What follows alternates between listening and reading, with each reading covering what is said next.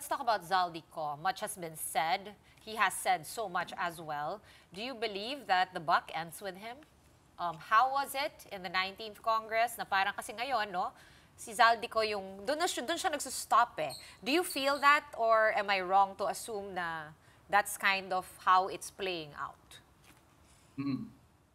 Ngayon po, tingin ko, hindi lang ito hanggang kay Zaldico. He's not the biggest fish in this whole issue.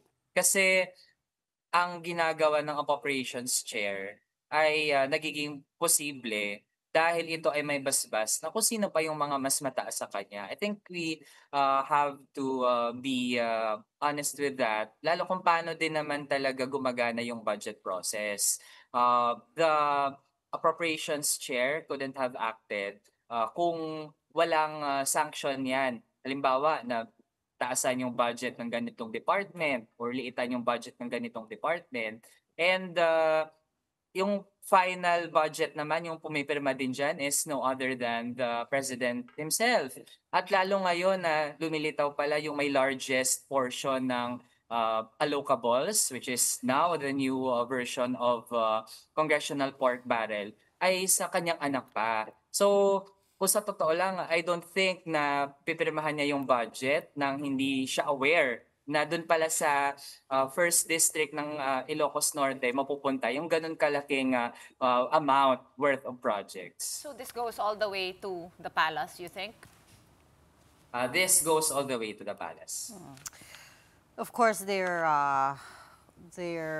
excuse there is that, well, the president was very unhappy with the 2025 budget, but he had to sign it already kasi malapit na mag-end of the year, and if he didn't sign it, we would have to have a reenacted budget, which is also not ideal.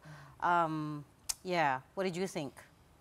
Yeah, I can see two scenarios. Yung una, kung ating bubusin talaga yung papel ng presidente, alam niya yung nangyayari and he approved what's happening, which means he is part of the problem.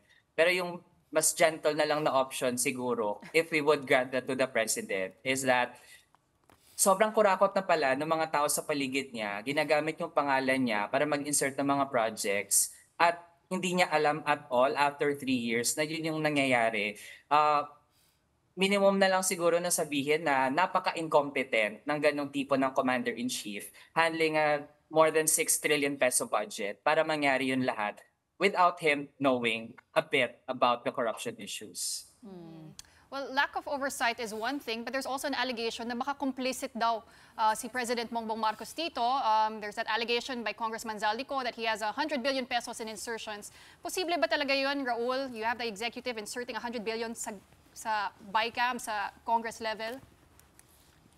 So far yung isa po nating nakita, kasi at first meron ding mga pagdududa kung logical ba in the first place na gagawin ng presidente to insert projects sa BICAM level na. Pero nung chinek nga natin, meron ngang insertions for the office of the president through the BICAM.